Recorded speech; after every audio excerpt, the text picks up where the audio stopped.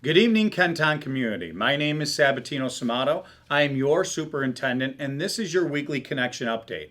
Ladies and gentlemen, we have a lot of important details to go through today. I want to make sure our community is up to speed with our school and district planning. Of course, we'll also hit our celebration of women's history, and we're going to round and end our day today, our connection with the very important work of returning lunch and breakfast application forms. So without further ado, let's get going. And you're going to notice that today in the weekly connection, there's a lot of the facts that I'm actually reading directly from our written version of the weekly connection because they're that important. I want to make sure that I don't miss any of these details for our community today.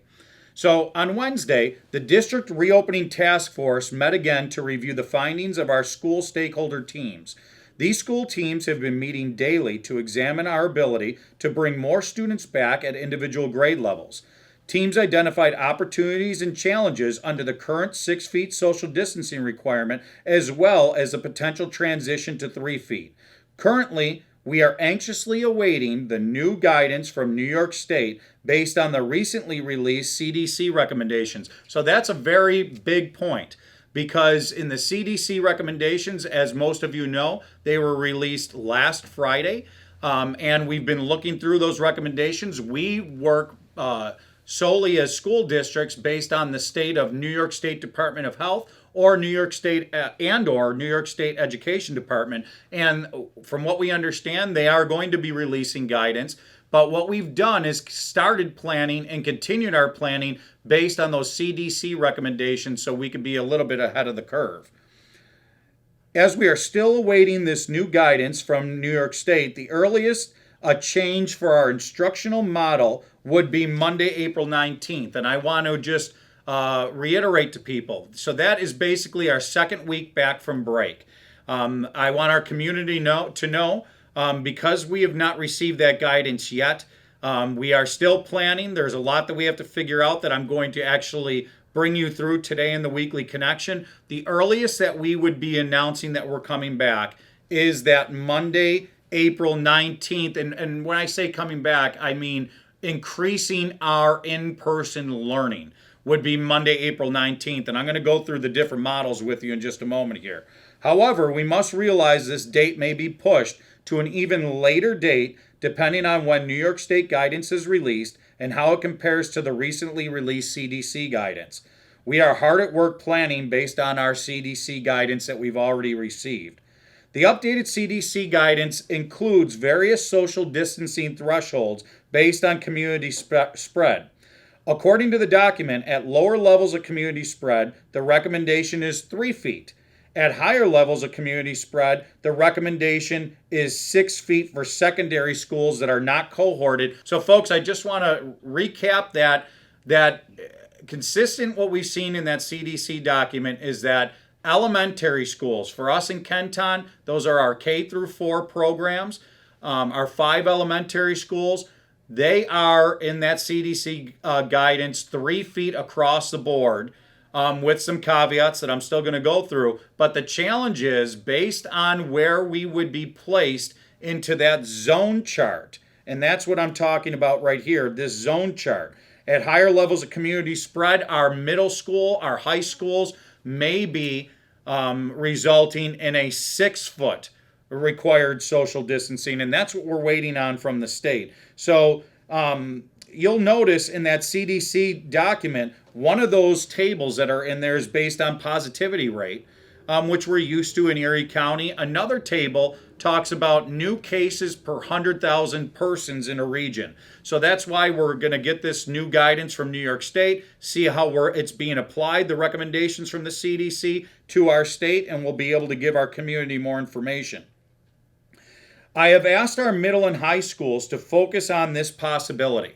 So we're looking at best case scenarios and worst case scenarios, ladies and gentlemen. And our middle and high schools are looking at, in worst case scenario, and we had to remain at 6 feet, how can we still increase that learning? And they're finding many ways.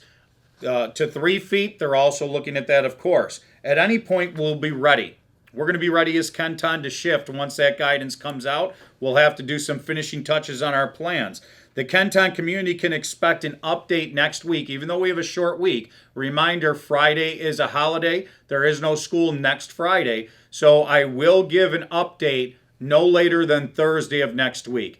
If New York State guidance comes out earlier than that, sometime during the week, I may send even an update earlier than that. So please be patient, but we will be communicative as the week goes on.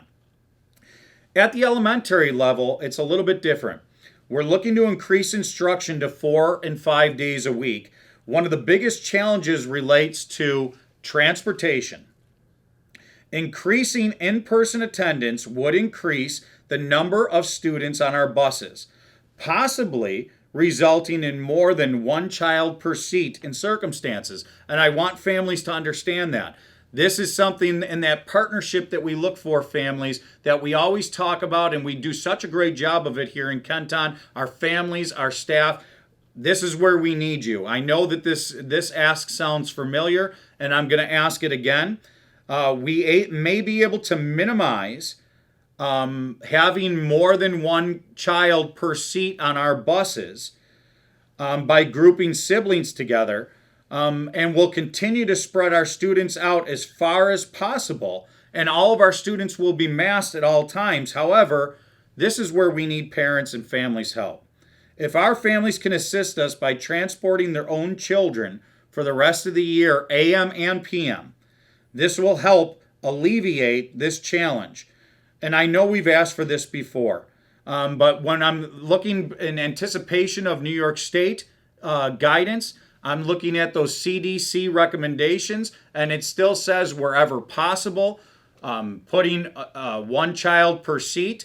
It doesn't seem necessarily that it's a mandate. I'll wait to see what New York State tells us as far as transportation. It also tells us keeping windows open at all times. And folks, we are asking any elementary family currently using, so only those that are currently using Kenton transportation at the elementary level, that has the ability to transport their children to and from school, to consider making this commitment. Once again, this commitment will need to be for the morning and afternoon for each day of the week. To that end, we are asking all elementary families to complete a short survey, one per child. So if you have multiple children in your family, I'd ask you to complete multiple surveys. One per child by the end of the day, Monday, March 29th. That's this Monday, folks, to indicate whether you will be able to transport your child for the remainder of the 2020-2021 school year. Please complete the form as soon as possible, but no later than the end of the day this Monday. And we have a link to the form, not only on our written version of the Weekly Connection, but right on our website at ktufsd.org. And folks, I know this is a huge ask. It's huge, and I know the turnaround is tight. But once again, we can't wait for that state guidance to come out. We have to keep on planning and being able to provide the best options that we can based on what we know, and make the best next decision that we can make. And anyone that's able to, any families, please, please, please, this will be a huge help in this hurdle that we would have to tackle at elementary schools. There is another pretty significant hurdle and challenge at elementary schools, and that involves eating. It involves breakfast, because, folks, in that CDC guidance, remember how I said that elementary says no matter what zone we're in on those charts, and we'll have to see once that state guidance is released, but elementary says that instruction can remain 3 feet. That's a positive. That's great. It also says in our music classes, it says in our phys ed classes, that we can reduce from 12 feet of social distancing to 6 feet of social distancing. Once again, as long as the state agrees with that recommendation. That's great, because now we can make up more room. Where we've had to take at the elementary buildings, well, all of our buildings, and we've had to make spaces into instructional spaces like cafeterias, hallways, different things, just so that we could socially distance appropriately. So the one thing, though, that is challenging about that 3 feet is that it makes sure to indicate in the CDC recommendation that students still need to be 6 feet apart when they eat. Now, folks, some people may say, well, Samato, you're doing that now. What's the big difference? Well, the difference would be if we have double those amount of students in our elementary school. Right now, kids eat in the classroom. They are 6 feet apart in the hybrid schedule. That way they're able to have their instruction and eat in the classroom following the regulation. But if we double the amount of students, we go down to 3 feet, we would not be able to have our kids en masse, according to the guidance, in the classroom eating and maintain 6 feet apart because now they're at 3 feet.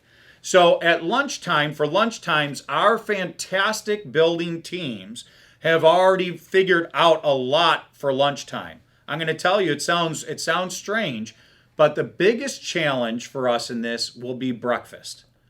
And I'll tell you why. As a community, when you're a principal in a school community planning lunch, you usually have 2, 3, sometimes even 4 lunch periods within a school building. Breakfast, it's everyone at the same time. You have arrival and everyone's eating breakfast. So we can't just put the kids into the cafeteria. We can't just put the kids into the classroom because we won't be able to maintain that 6 feet. Folks, we're thinking out of the box and we're considering everything. Our teams, we are going to be able to figure this out. I'm very hopeful that we will be. But I'll give you something that we might have to resort to. Last option resort. Maybe sending the breakfast for the next morning home with the children in the evening. And then we would ask families to make sure that children have their breakfast before coming to school and before getting on the bus the next day. That's a way outside of the box option, but I'm just telling you we're thinking of everything. So stay tuned as we continue to figure that out. We'll continue to update you on things of that nature. So folks, the big thing of sharing those 2 hurdles, like I said, we're waiting for the state guidance, but we're planning regardless. The big thing with sharing that isn't to scare people. It's just I want to make sure fully transparent and clarity and helping you to understand. When you hear moving from 6 feet to 3 feet, like I told you before, there's going to be many caveats. It's not just as simple as flipping a switch. There's a lot that has to be considered. There's still a lot that has to be followed. Okay, and we know that it will be challenging. Another challenge. I'll give you another challenge. I noticed in the CDC guidance, our families, our staff, I should say, our teams have noticed in that guidance. The quarantine, the contact tracing, the recommendation is still 6 feet. So I want our community, especially our elementary community, to know that, let's just take elementary, for example, if we are able to get to the 3 feet, which I'm hopeful that we are, in the event that we have a positive in the school from a student does test positive, and we know that kids do respond much better in this virus. We've seen that, but we still have had positive cases.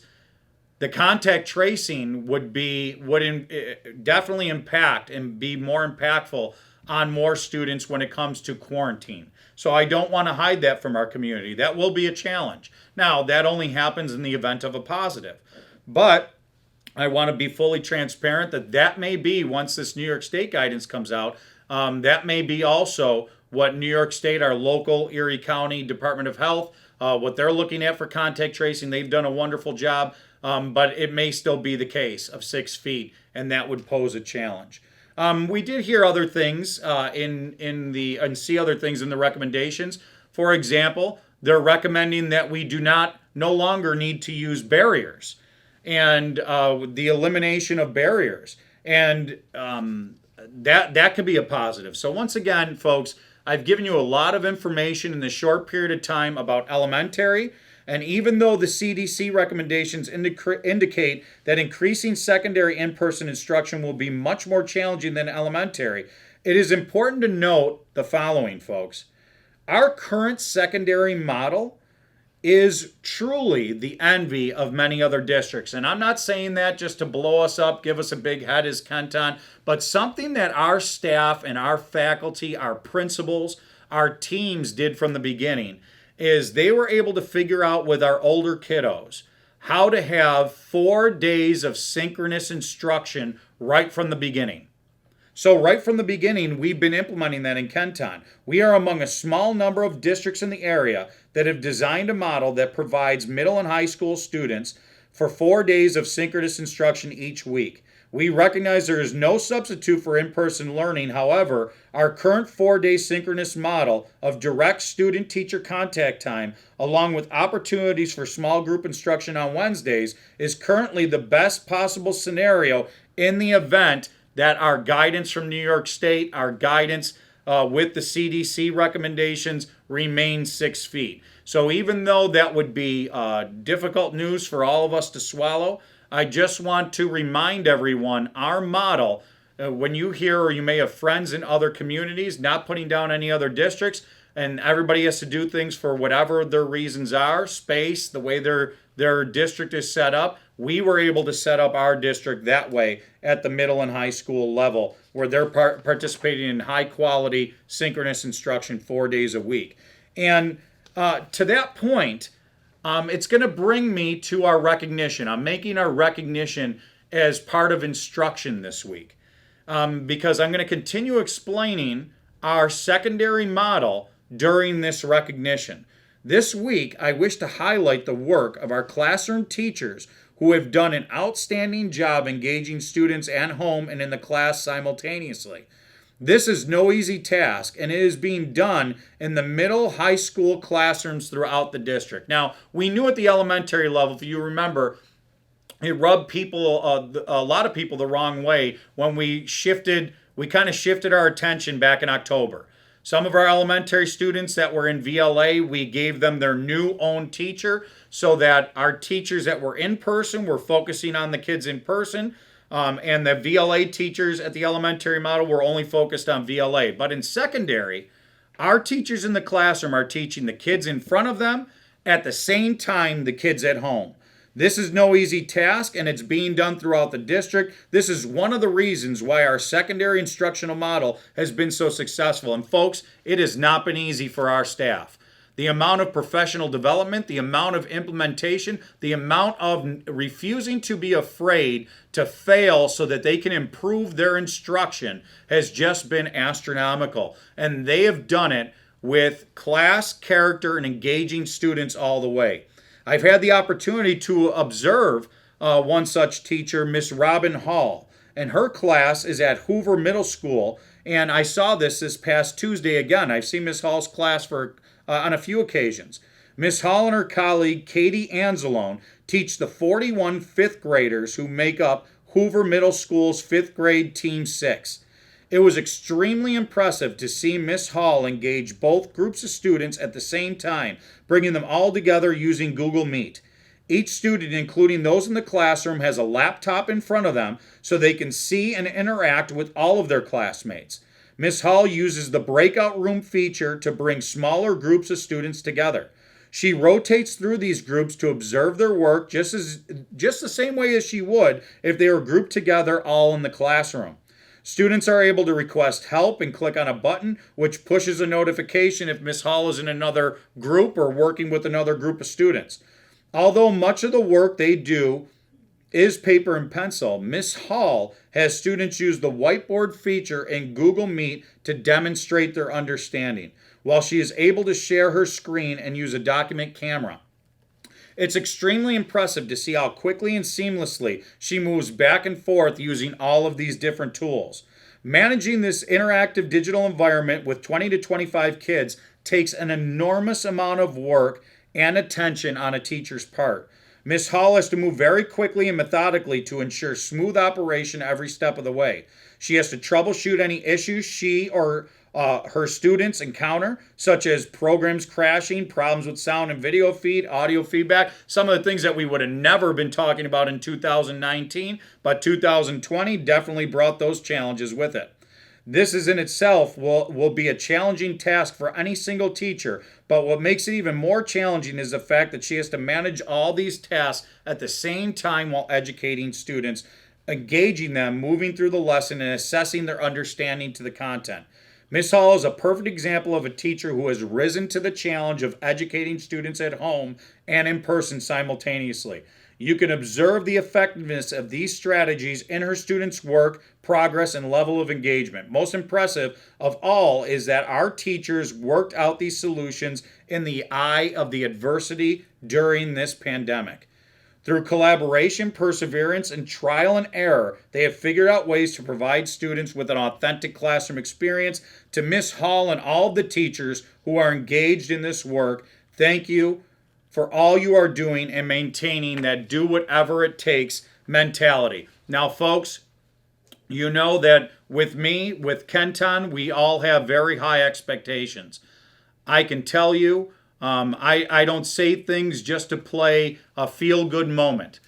I want our community to understand, even if we are dealt the blow of 6 feet at secondary, our teachers, our principals, and our staff are doing absolutely the best that we could ever hope for or even imagine at our secondary levels. So more to come.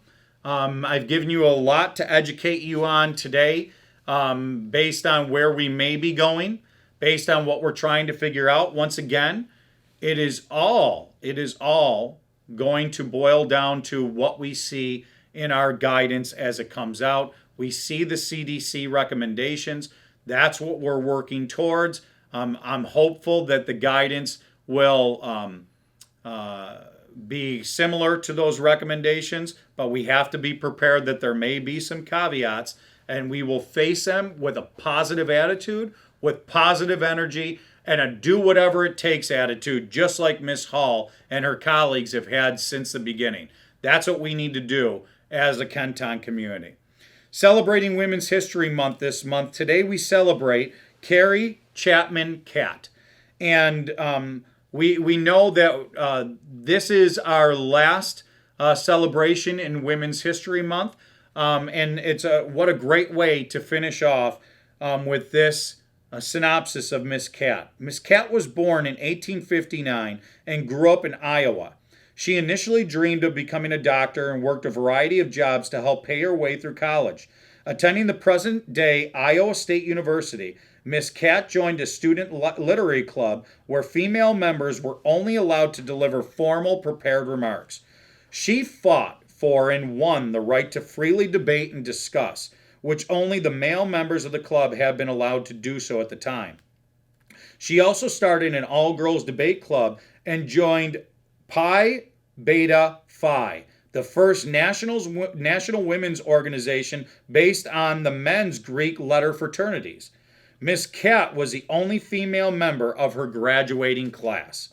The national women's suffrage movement was growing at the time. Miss Catt worked as a law clerk, then a teacher, and then became the first female superintendent of schools in Mason City, Iowa. She authored several books and became intimately involved in the National American Women's Suffrage Association, which was led by Susan B. Anthony. They worked closely together for several years. Miss Catt was Miss Anthony's handpicked successor in 1900, and her election was nearly unanimous. Although Miss Catt had to temporarily step down from the presidency for a time to care for her ailing husband, she led the organization through the critical years leading up to the passage of the 19th Amendment, which finally gave women the right to vote. Miss Catt would then go on to found the League of Women Voters, which continues to this day, and she campaigned for women's suffrage all across the globe. Her advocacy was not limited to the cause of women during the 1920s and 30s. For example, during Hitler's rise to power, Miss Catt advocated for the easing of immigration laws to protect Jewish refugees, and she became the first woman to receive the American Hebrew Medal. The last event Miss Catt organized was the 1940 Women's Centennial Congress, which celebrated 100 years of female progress. So congratulations to Miss Catt, a very instrumental figure in American history. We've had a couple months here where we've really talked about all of our figures in American history, and just some of our figures, I should say, in America's history that have been so instrumental, so impactful to bringing us forward. Our message to our students is that any of these people that we've talked about can be you in the past 2 months. Any of our people that we've talked about in these synopsises can be, anyone from Kenton can be the next person that has that impact on our history, on our community. And together we will continue to find ways to promote our children to become the history, our future in Kenton. Breakfast, lunch applications, that's how we're going to end today, folks. And I'm not going to say much about this other than I can't tell you how important it is to return these. Some people sometimes have pause and hesitation. Folks, you know I used to be in Buffalo Public Schools. It was the same way in Buffalo as it is in Kenton, how important it is to return these forms. All the information is confidential. It is not shared. This is not a Kenton process. This is something that we have to do. This is something that also indicates how much funding our schools get, especially under Title I status and our free and reduced lunch status, breakfast and lunch status. Now, folks, I'm not saying this to just give you an indication of as a carrot for you to do it, but we saw back, I think it was summertime, maybe last spring, people who had completed these forms, actually part of a stimulus in the United States was providing them money for their children that they had filled out the forms for if they qualified for free and reduced. And people, you'll see in the Weekly Connection, people received even $420 per child last year as part of that stimulus, and that came directly because they had filled out these forms. I can't promise anything in the future. All I can tell you is it doesn't hurt anybody to do it. It only helps not only your children, not only your family, but us as an entire community and district. Once again, that's that partnership that I'm begging you to help us out with. So, folks, that brings us to the end of the connection today, and I know it's been a long one. It's filled with detailed information. I will give you more important information. I want us to put our seatbelts on because this is not only going to be a fast ride, it's going to be a bumpy ride.